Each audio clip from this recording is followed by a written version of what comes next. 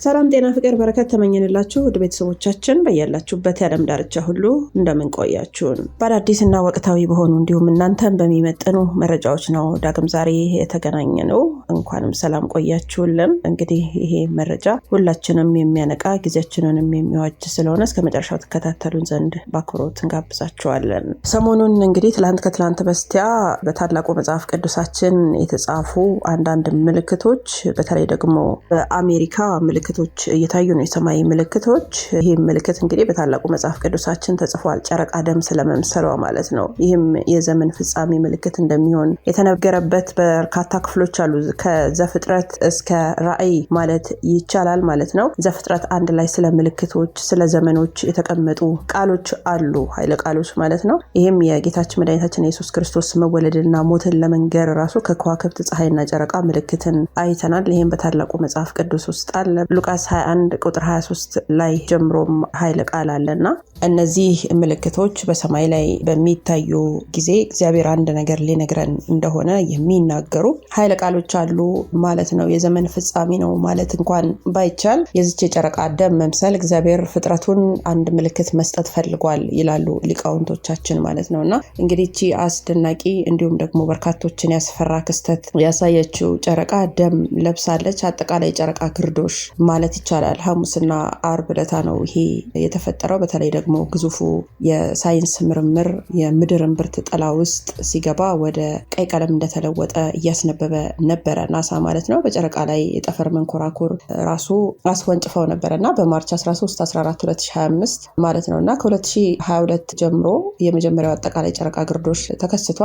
ሰሜንና ደቡብ አሜሪካ ማለት ነው። ጨረቃዋ በህዋ ውስጥ እንደምትገኝ ወደ ምድር ማዕከላዊ ጥላ ወይም ደግሞ አምብሬላ ስትገባ ቀስ በቀስ እየደበዘዘች በሌሊት ሰማይ ላይ እንደምትታይ አንጸባራቂ መደብ ሆና ታይታለች በትላንትናው ዕለት ማለት ነው። በሰሜን አሜሪካ እስከ 2029 ድረስ የሚታዩ የጨረቃ ግርዶሾች አሉ። በአህጉሪቱ ምስራቃዊ አጋማሽ የሚገኙ አብዛኛው እኩለ ሌሊት ላይ የሚከሰቱ የፀሐይ ግርዶሾች ናቸው ማለት ነው። በምዕራብ አውሮፓ ያሉ ታዛቢዎችም ጨረቃ ከመጥለቋ በፊት ወደ ምድር ጥላ ስር ስትገባ፣ በኒውዚላንድ ያሉ ደግሞ የጨረቃ ግርዶሽ መሆኗን አይተዋል ማለት ነውና ይህን ነገር እንግዲህ ከብዙ አንጻር እየተተነተነ ነው የሚገኘው። ምክንያቱም አሁን ዓለማችን ላይ ያለው ውጥረት ከፍተኛ ስለሆነ ምናልባትም ይሄ ሶስተኛው የዓለም ጦርነትን የሚቀሰቅሰውና አፖካሊፕቲክ የሚሆንበትን መንገድ የሚጠቁም ነው፣ ከእግዚአብሔር የተሰጠን ምልክት ነው የሚሉ ተበራክተዋል ማለት ነውና ይህንን በዝርዝር ነው እንግዲህ የምናየው።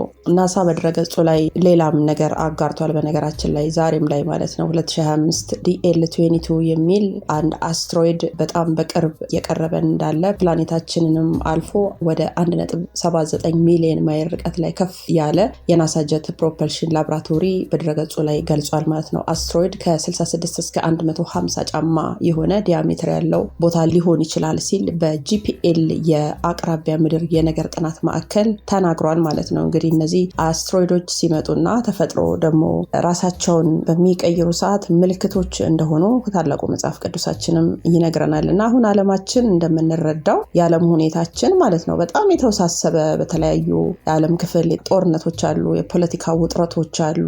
ታሪክም ከሚነግረን አንጻር ያሁኑ በጣም የከበደ እንደሚሆን ነው እየተነገረ ያለው ዓለም ላይ የተስተናገደ ያለው ነገር ማለት ነውና ለምሳሌ ዩክሬንና ሩሲያን ብናይ ከ2022 ጀምሮ ጦርነት ውስጥ ነው ያሉት። እስራኤልና ጋዛ ከ2023 ጀምሮ እነሱም እንዲሁ ማለት ነው። የዩክሬንና የሩሲያ የእስራኤልና የጋዛ እንደገና ደግሞ ኢትዮጵያ በትግራይ አሁንም ድረስ ጠባሳው ያልዳ ነው። አሁንም ደግሞ ጭንቅ ውስጥ ናቸው ያሉት የትግራይ ወንድም እህቶቻችን ማለት ነው። ወደዚህ ራሱ ለመምጣት ወደ ተለያዩ የሀገሪቷ ክፍሎች ለመንቀሳቀስ ራሱ የፕሌን ቲኬት እየሞላባቸው ትራንስፖርት እያጠራቸው እንደሆነ ነው የተናገሩት ማለት ነው። በጣም ልብ በሚነካ መልኩ ክልሉን ለቀው መውጣት ይፈልጋሉ። ምክንያቱም የጦርነት ጉሰማ እንዳለ እየተሰማ ነው።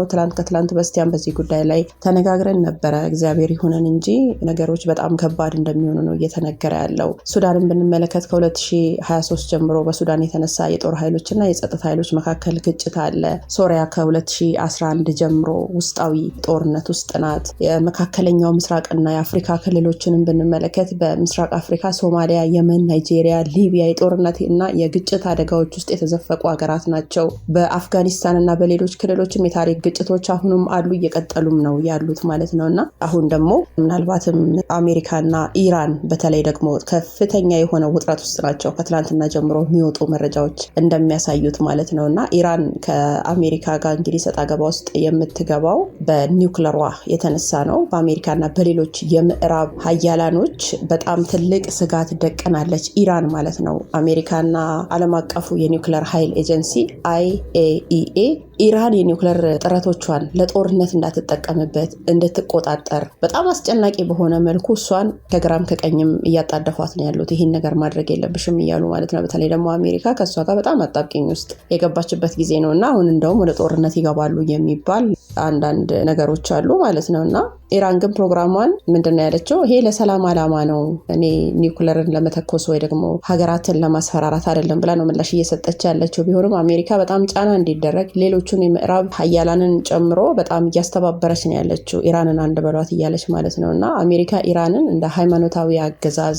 የሰብአዊ መብት ጥሰቶች ታካሂዳለች ብላ በጣም ጥርሷን ነክሳ ነው ያለችው። እና እቺ በዓለማችን ላይ ከፍተኛ የሆነ ጥላን ያጠላች አሳሳቢ ሀገር ናት ስትል ነው መረጃ እያወጣች ያለችው አሜሪካ ማለት ነው። እና ኢራንን ስንመለከት በመካከለኛው ምስራቅ ያሉ ቡድኖችና እንቅስቃሴዎችን በመደገፍ ላይ ናት ኢራን ማለት ነው። እንግዲህ ለምሳሌ እንደ ሂዝቦላህና ሐማስ ያሉ ቡድኖችን ትደግፋለች ኢራን። በግልጽ ነው የምትደግፈው፣ ምንም የተሸፋፈነ ነገር የለም። አሜሪካ ደግሞ ኒውክለሯን ለመጠቀም በሴራዎቹ ላይ እየተሳተፈች ነው ብላ ለዓለም አቀፉ ማህበረሰብ ኢራን በጣም ትልቅ ስጋት ናት ስትል ነው እያስታወቀች ያለችው። ኢኮኖሚያዊ ግጭቶች ከአሜሪካ ጋር ኢራን በጣም ከፍተኛ የሆነ ግጭት ታነሳለች። ሁሌም አሜሪካ በኢራን ላይ ጠንካራ ኢኮኖሚያዊ የሆኑ ገደቦችን እንዳወጣች ይታወቃልና እነዚህ ገደቦች ደግሞ የኢራንን የነዳጅ ልሂቃንና የውጭ ንግድን በጣም እንደሚጎዱ ነው የሚታመነው። ምክንያቱም ኢራን ያለ ነዳጇ ምንም ናት። ኢራን እነዚህን ገደቦች እንደ ኢኮኖሚያዊ ጦርነት ነው የምትመለከተው። ስለዚህ ከፍተኛ የሆነ ስጋት አለ በአሜሪካና በኢራን መካከል።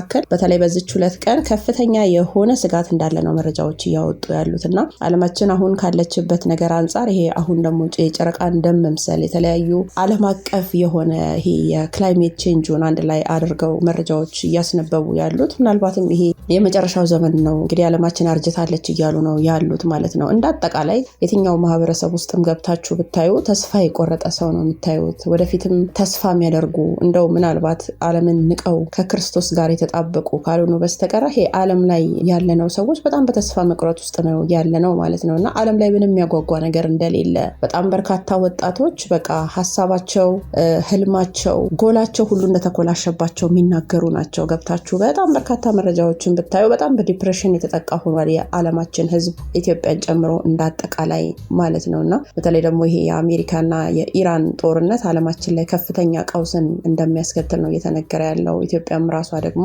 ከኤርትራ ጋር የጦርነት ስጋት እንዳለባት ይታወቃል። ኤርትራ ደግሞ ትላንትና ባደረስናቸው መረጃ መሰረት ወደቡን ለሳውዲ አረቢያ ስላከራየች ሳውዲ አረቢያ ደግሞ ቢሊዮን ዶላሮችን ስለመደበች እዛ ቦታ ላይ በጣም ስትራቴጂክ ቦታ ነው ያ ቦታ ማለት ነው። እና ሀያላኑ ደግሞ ያንን ቦታ እነሱም ይፈልጉታል፣ ቻይናን ጨምሮ እና አሜሪካ፣ ሌሎችም ትላንት የጠቀስናቸው ሀገሮች ማለት ነው። እና እነዚህ አይነት ነገሮች እንግዲህ አሁን ዓለማችን ላይ ሁሉም ነገር ወደ መሀል እየመጣ ነው ማለት ነው። መጀመሪያ ላይ ዝም ብሎ በመሰለኝ የሚነገሩ ነገሮች የሚመስሉን አይሆንም ብለን የምናስባቸው ነገሮች ሁሉ አሁን ላይ በጣም ከባድ የሆነ ውጥረት ውስጥ ዓለም ላይ ከተዋታል። እንደገና ደግሞ በተለይ የአሜሪካና የኢራን ሁኔታ በጣም በርካቶችን አስግቷል ማለት ነው። ዓለም የሰጋበት ምክንያት ደግሞ አሁን እንደ ድሮ አይነት ጦርነት አይኖርም። ምክንያቱም ሺህ ዘመናትን ምድርንና የሰው ልጆችን እንዳልነበረ የሚያደርገው የሰው ልጆች እንዳይዋለዱ ምድርም ዘርን እንዳታበቀል የሚያደርገው የኒውክለር ስጋት አለ ማለት ነው። ለዛ ነው ዓለም በጣም በጥፍሯ የቆመችውና በጣም የፈራችው። በዚህ ላይ ደግሞ ንጹሃን ዜጎች ናቸው አብዛኛው የጥቃቱ ሰለባ የሚሆኑት ሰላማዊ ሰዎች ናቸው በጦርነት ማለት ነውና ሀገራትም እንደ ሀገር ቶሎ የመቆም እድል የላቸው። በርካታ ዘመናት የተለፋበት ነገር ሁሉ እንደገና ወደ ድንጋይ ዘመን እንደሚቀየር ነው እንግዲህ ሀያላኑም እየተነጋገሩበት ያሉት ማለት ነው። ዓለማችን ወደ ድንጋይ ዘመን ልትቀየር ትችላለች ይላሉ ማለት ነው። እስኪ ከላይ የጠቀስናቸው ሀገራትም ወደ ጦርነቱ የሚገቡ ከሆነ ከፍተኛ የሆነ ውድመት ዓለማችን ታስተናግዳለች ማለት ነው። እና ዓለማችንን ከፍተኛ ስጋት ውስጥ የጨመራት ይሄ የኒውክለር ጦርነት ነው ማለት ነው። እና ስለዚህ ስለ ኒውክለር ጦርነት፣ ስለ ኒውክለር ስጋት እንዳጠቃላይ ደግሞ የዓለም ሀያላን ትከሻችንን እንፈታተሽ ከሚሉበት ሰጣ ገባ እንዴት ዓለማችን ልትተርፍ ትችላለች የሚለው በጣም የበርካቶች ስጋት ነው ማለት ነው። እና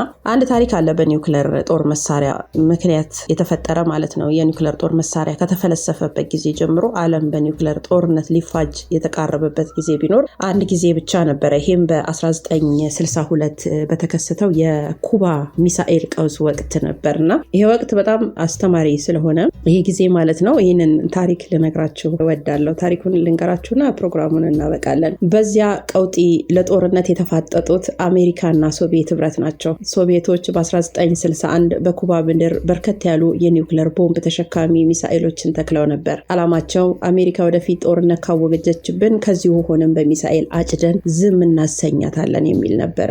የአሜሪካ የስለላ ድርጅት CIA ሶቪየቶችን በቅርብ ርቀት ቢከታተልም በኩባ ምድር ኒውክሌር ተሸካሚ ባሊስቲክ ሚሳኤል ይተክላሉ የሚል ግምት አልነበረውም። ሆኖም ካልተጠበቀ ምንጭ መረጃ ሲመጣለት ነገሩን በራሱ መንገድ ሊያጣራ ተነሳሳ።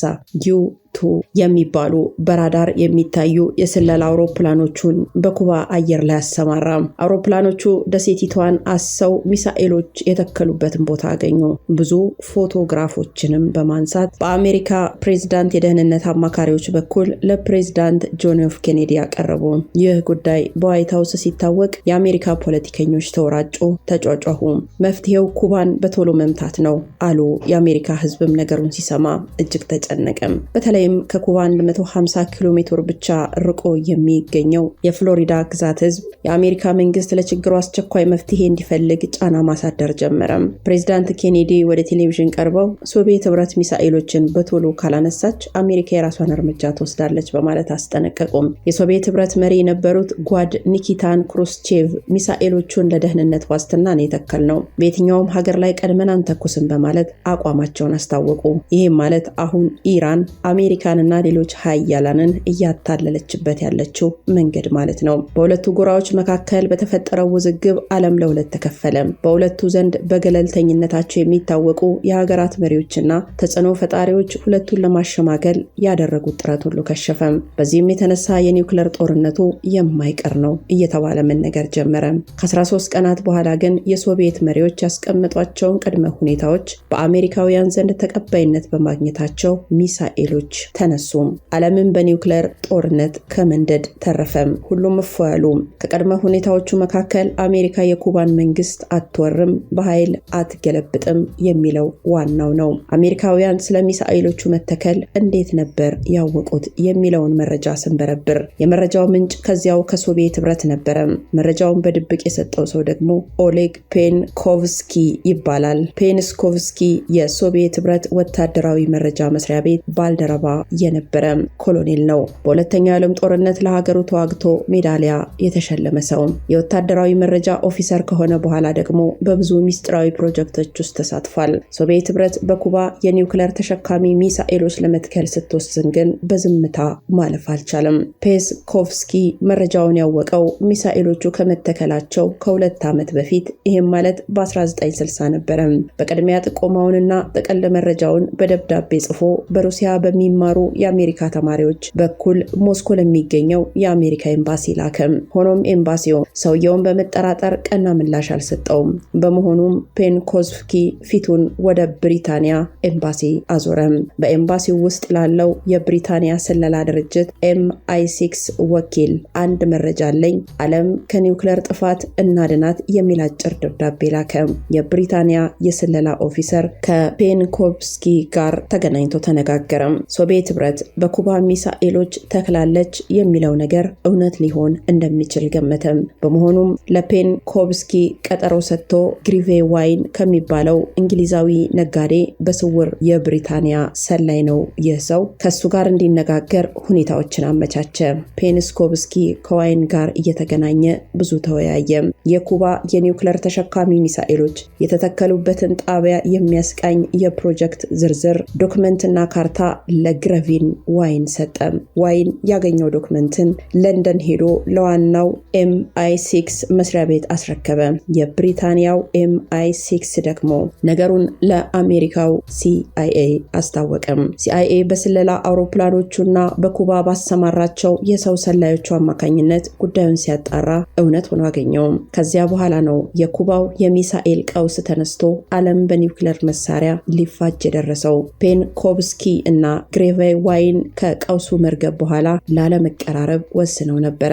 ሆኖም ሶቪየቶች ደብል ኤጀንት በሚባሉ የሁለት ወገን ሰላዮቻቸው አማካኝነት መረጃውን ለምዕራባውያን በማድረስ በኩል ቁልፍ ሚና የተጫወቱ ሁለቱ ሰዎች መሆናቸውን አውቀዋል። በመሆኑም ፔንኮቭስኪ በድብቅ መርዘውት ሆስፒታል አስተኝተውታል። ዋይን የፔንኮቭስኪ ሕይወት አሳስቦኛል ሄጄ ልጠይቀው ብሎ ወደ ሞስኮ ከተማ ሲመጣ ሁለቱንም ይዘዋቸው ከባድ ስቃይ ፈጸሙባቸው። በኋላ ላይ ግሬቨን ዋይን በእንግሊዝ መንግስት ውትወታ ተለቋል። ኮሎኔል ኦሌግ ፔንኮቭስኪ ግን በሶቪየት ህብረት ወታደራዊ ፍርድ ቤት ፊት ለፊት ከቀረበ በኋላ ሀገርን መክዳት፣ ጠላት መንግስትን መሰለልና ሚስጥራዊ መረጃን ለሶስተኛ አካል ማሳለፍ የሚሉ ክሶች ቀርበውበት በሞት ተቀጥቷል። ሰላም ለሀገራችን፣ ሰላም ለምድራችን። ውድ ቤተሰቦቻችን ይህ የጾም የጸሎት የንስሐ ጊዜ በመሆኑ ሁላችሁም ከልባችሁ አምላካችሁን እንድትለምኑ ሀገራችንን ብሎም ዓለማችንን እግዚአብሔር ሰላም እንዲያደርግልን ሁላችንም በጸሎት ልንተጋ ይገባል።